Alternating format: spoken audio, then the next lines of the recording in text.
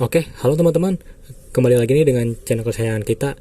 Nah, pada video kali ini aku mau membahas tentang sebuah buku self improvement, yaitu Bicara Itu Ada Seninya. Nah, buat kamu yang masih belum nonton video sebelumnya, yaitu tentang buku Filosofi Teras, silahkan ditonton ya teman-teman. Siapa tahu bermanfaat untuk kamu. Oke, kita langsung lanjut ke pembahasannya. Nah, catatan teman-teman, buku ini tuh tidak relate denganku. Kenapa? Karena aku mengira buku ini tuh lebih ke mengajarkan kita bagaimana sih trik-trik atau cara berkomunikasi atau memulai komunikasi dengan seseorang tuh dengan baik. Nah, namun ternyata di buku ini tuh diajarkan bagaimana sih kita yang sudah bisa berbicara agar lebih ahli lagi, teman-teman, begitu. Dan buku ini sangat-sangat cocok untuk teman-teman yang mau memulai bisnis, menambah relasi, dan juga pekerjaan, karena di sini diajarkan bagaimana sih cara-cara teman-teman, bagaimana cara agar teman-teman ketika diwawancara oleh HRD itu bisa lebih menarik, tampil lebih percaya diri, dan lain sebagainya.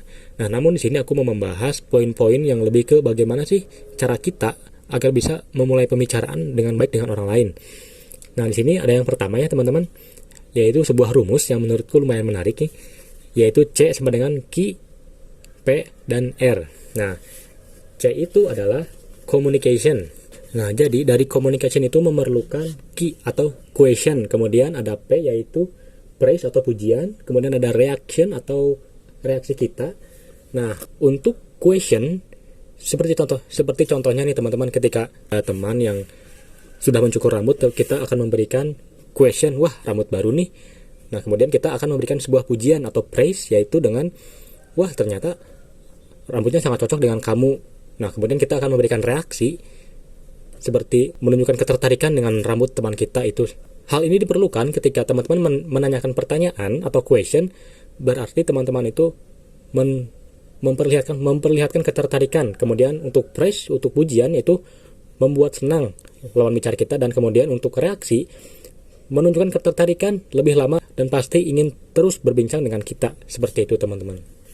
Nah, kemudian di nomor 2 ada irama. Nah, irama itu seperti apa sih? Apa sih maksud dari irama? Nah, irama itu diperlukan agar percakapan lebih hidup dan menarik.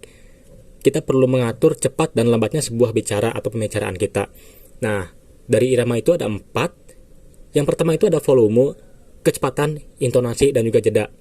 Nah, coba deh teman-teman perhatikan, aku membacakan sebuah Bapak Ibu sekalian. Gunakanlah hak pilih Anda yang berharga. Cepat ya teman-teman, itu cepat. Kemudian ubahlah hidup Anda dengan ucapan yang bermanfaat. Cepat. Nah, kemudian yang contoh yang lambat, saya merasa sedih jika mengingat peristiwa kapal Sewol. Musim gugur, musimnya buku dan refleksi diri telah tiba. Nah, teman-teman bisa memperhatikan bahwa dalam sebuah percakapan kita perlu cepat atau lambatnya sebuah pembicaraan agar terlihat lebih menarik dan juga tidak terburu-buru.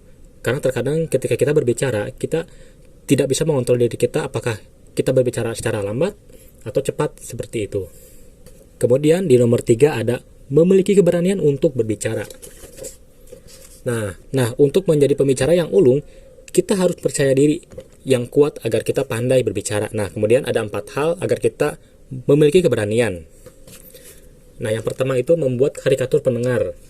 Nah, karikatur ini tuh kita harus bisa menilai atau beranggapan bahwa audiens itu bukan menilai kita, tapi yang dengar cerita kita dengan gembira, seperti itu. Nah, kemudian yang kedua, teman-teman itu jangan sampai merendahkan diri saat berkenalan. Contohnya, oh maaf saya banyak kekurangan dan lain sebagainya. Nah, kemudian ada yang ketiga, yaitu pelajari materi dengan baik. Nah, tentunya ketika kita mempelajari sebuah materi atau materi presentasi dengan baik, tentunya kita akan lebih percaya diri dengan apa yang kita presentasikan. Kemudian ada nomor 4, yaitu self affirmation atau tanamkan keyakinan. Contohnya nih teman-teman, ketika teman-teman mau presentasi, teman-teman tanamkan dalam pikiran teman-teman bahwa aku yang terbaik. Hari ini aku akan menyajikan presentasi yang baik, seperti itu. Nah, kemudian kita akan masuk ke nomor 4, yaitu suara yang jernih. Apa sih maksud dari suara yang jernih? Apakah berhubungan dengan air?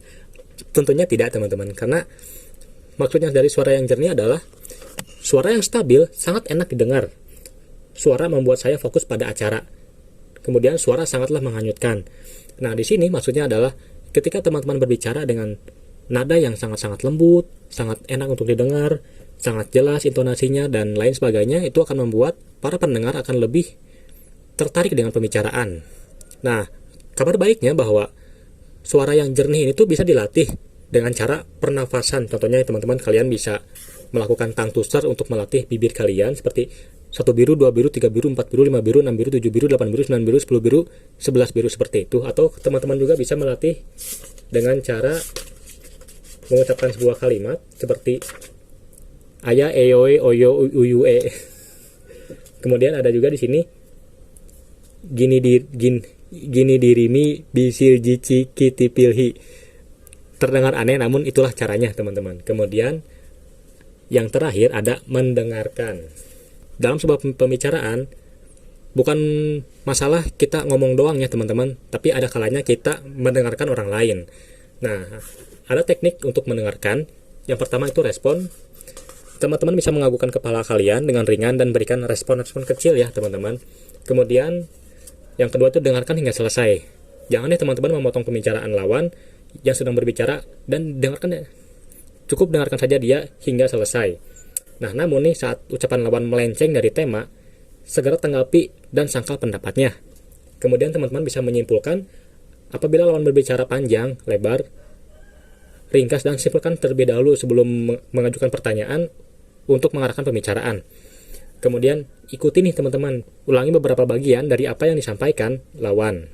Dengan begitu lawan dapat merasakan bahwa kita tertarik kepadanya. Nah teman-teman, itu adalah ulasan buku dari buku Bicara Itu Ada Seninya, 5 rahasia komunikasi yang efektif dari Oh Soo Hyang. Nah, buat teman-teman yang suka dengan konten kali ini, silahkan kalian klik like, komen, dan subscribe, dan kira-kira buku apa yang akan aku bahas selanjutnya. Aku sangat-sangat merekomendasikan buku ini untuk teman-teman yang memang pengen banget menambah relasi, memulai bisnis, atau ketika teman-teman sedang mencari pekerjaan. Oke, seperti itu. Sampai jumpa di video selanjutnya. Goodbye.